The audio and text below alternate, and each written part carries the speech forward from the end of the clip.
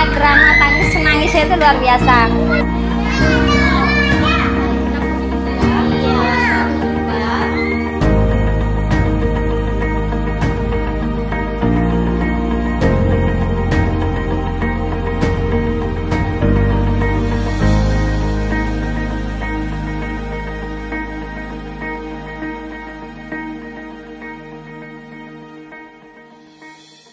Masya Allah ya Ustadz ya, jadi memang apa namanya tuh, kita tahu bagaimana anak usia 0 sampai 7 tahun itu adalah masa keemasan anak, golden age-nya, dan nutrisi terbaik bagi otak anak itu adalah tentunya Al-Quran. Nah, kenapa tiba-tiba kami itu termotivasi untuk membuat rumah tahfiz Gemilang 1 yang awalnya itu adalah kami ingin mendidik anak kami itu dekat dengan Al-Quran sejak dini gitu ya. Bagaimana generasi awal dulu para sahabat, para ulama dididik itu awalnya adalah dengan Al-Quran Ustadz ya kan, kita tahu ilmuwan juga ya. Jadi awal mereka sebelum menjadi ilmuwan itu mereka jadi hafiz Quran dulu ya kan, baru menjadi ilmuwan. Nah, kami punya anak gitu ya, semenjak punya anak itu memang punya visi dan misi anak-anak ini nanti dididik dekat dengan Al-Quran. Nah, dan juga bagaimana bisa menjadi wadah itu membantu keluarga muslim lainnya untuk bisa mendidik generasi itu dekat dengan Al-Quran. Akhirnya awalnya itu ya luar biasa juga ya Ustadz, kami itu ya nggak punya rumah gitu ya Ustadz ya, kemudian juga dana itu belum mikir tuh dari mana gitu ya Ustadz ya.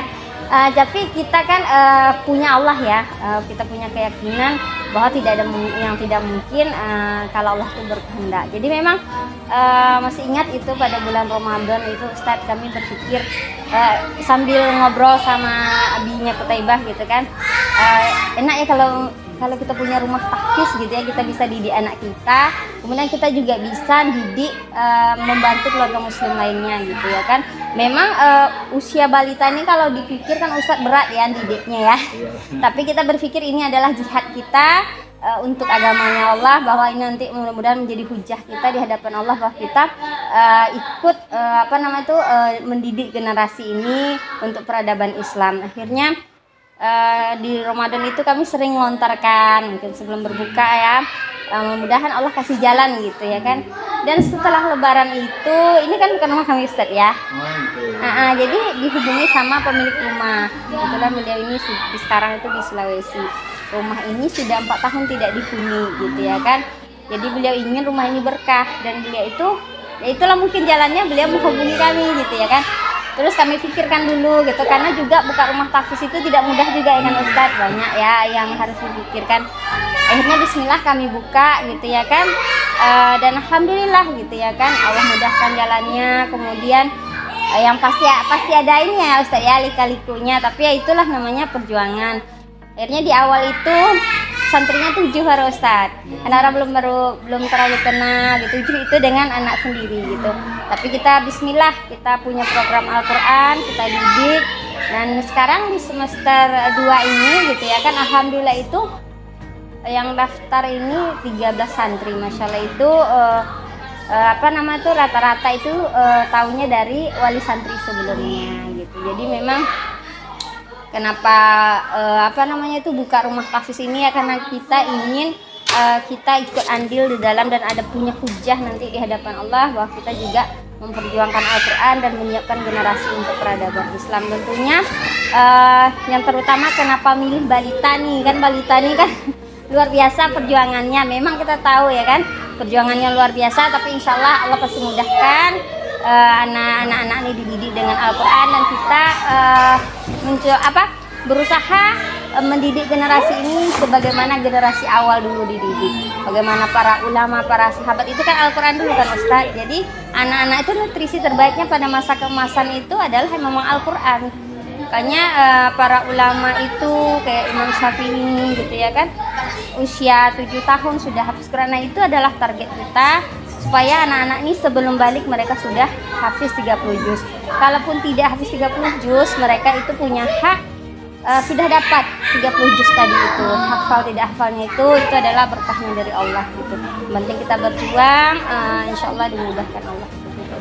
Mulai Januari Ustadz, Januari 2021 itu memang kalau perjuangan luar biasa ya Ustadz ya. Maksudnya Ya itulah Allah kasih, awalnya itu memang nggak punya dana kan Ustadz, tapi alhamdulillah Allah kasih jalan juga melalui donasi rumah tahfiz itu, karena dengan 7 santri itu cuma cukup untuk gaji ustazahnya Ustadz, gaji pengajarnya itu bukan, belum di luar susu kambing, kurma dan sebagainya. Dan alhamdulillah hadir juga donasi rumah tahfiz di sini, masya Allah kami juga sangat berterima kasih kepada donasi rumah tahfiz gitu ya, hadir menjadi ibaratnya itu kayak mana ya, yang awalnya kami juga kebingungan biaya gitu ya kan, alhamdulillah diringankan dari donasi rumah tahfiz juga. Donasi rumah tahfiz juga memberikan sembako kepada ustazahnya, itu masya Allah juga ya kan.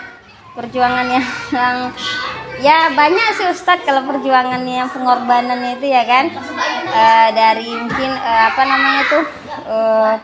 biaya, kemudian bagaimana mengelola tadi itu ya Ustadz ya, mengelola orang tuanya, membina orang tuanya juga, karena kan kita berharapnya itu Ustadz programnya bukan berjalan di sekolah saja, tapi bagaimana program di sekolah ini sejalan dengan di rumah, bagaimana nanti program Al-Quran di sekolah, di rumah juga anak-anak dididik dengan program Al-Quran. Nah ini kan juga kami sebagai pengelola juga bagaimana membina orang tuanya, kemudian nanti bagaimana mengatur biaya dan sebagainya itu kan Ustadz. Ya nak. Gitu sih Ustadz. Alhamdulillah kita memang juga ada kelas parenting untuk orang tua ya Ustadz ya. Jadi orang tua itu sebelum masuk di sini sudah jelaskan programnya, bahwa orang tua itu siap menjauhkan anaknya dari gadget dan TV gitu ya kan. Boleh nggak anak-anaknya nonton Ustazah? Banyak juga orang tua seperti Ustadz. Boleh, tapi itu di akhir pekan itu pun ada waktunya, dan yang boleh ditonton itu hanya video seperti film siroh begitu, atau film edukasi, film islami begitu Ustadz. Kalau sepekan pertama tuh Ustadz, drama tangis menangisnya itu luar biasa. Jadi sepekan pertama itu anak-anak memang nggak belajar dulu Ustadz. Jadi mereka itu seperti diterapi dengan Al-Quran, dari pagi sampai siang itu mereka hanya mendengarkan murotal. Di situ ada yang nangis, ada yang ini, tapi ya itulah dia ya kan. Nah setelah sepekan pertama itu mereka baru mulai KBM. Nah kalau sekarang, kalau yang di kelas belakang itu Ustadz, itu adalah yang santri awal, mereka itu alhamdulillah sudah terpola. Jadi mereka tuh sudah bisa duduk tenang dengan Kalau yang awal ini memang luar biasa Ustadz. Dia awalnya tuh ada yang kan anak itu punya karakter beda-beda ya Ustadz ya. Ada yang tantrumnya itu luar biasa gitu ya kan. Nah tapi ya itulah perjuangan ustazahnya, harus banyak sabar dan memang mengenali karakter anak tadi itu. Ada metodenya Ustadz, kita metode tabarok, kemudian kita adab sebelum ilmu. Nah kita bagaimana mengajarkan anak itu adab. Jadi memang anak itu kalau ketika mereka masuk ke dalam kelas itu mereka tidak ada bermain lagi. Maksudnya begini, yang nama anak-anak pasti bermain ya Ustaz. Lari sana, lari sini. Iya. Tapi kemudian diingatkan lagi, duduk nak, gitu ya kan. Kita dengarkan murotal dulu, duduk. Nanti kan nggak sampai 5 menit lari lagi untuk diingatkan lagi. Nanti insya Allah kapan kita panen mereka itu dekat banget dengan Al-Quran Ustadz, ketika kalau mulai dari 3 tahun, ketika 5 tahun nanti itu mereka akan kita lihat mereka itu akan betah berlama-lama dengan Al-Quran. Jadi konsep kita itu bagaimana mengembalikan pendidikan itu, mendidik generasi ini sebagaimana generasi awal dididik gitu. Jadi Al-Quran dulu, nutrisi terbaik bagi anak-anak gitu ya kan. Mereka dididik dengan Al-Quran, didekatkan dengan Al-Quran, diajarkan adab gitu. Nanti ketika mereka di dalam kelas, mereka fokus untuk belajar. Kapan mereka boleh bermain nanti ketika di luar. Dan kita konsepnya itu bukan bermain sambil belajar Ustaz. Nah, jadi berbeda, bukan bermain sambil belajar, tapi anak-anak diajarkan kapan mereka bermain, kapan mereka belajar begitu Ustaz. Jadi memang ditanamkan adab ya dalam menuntut ilmu tadi begitu Ustaz.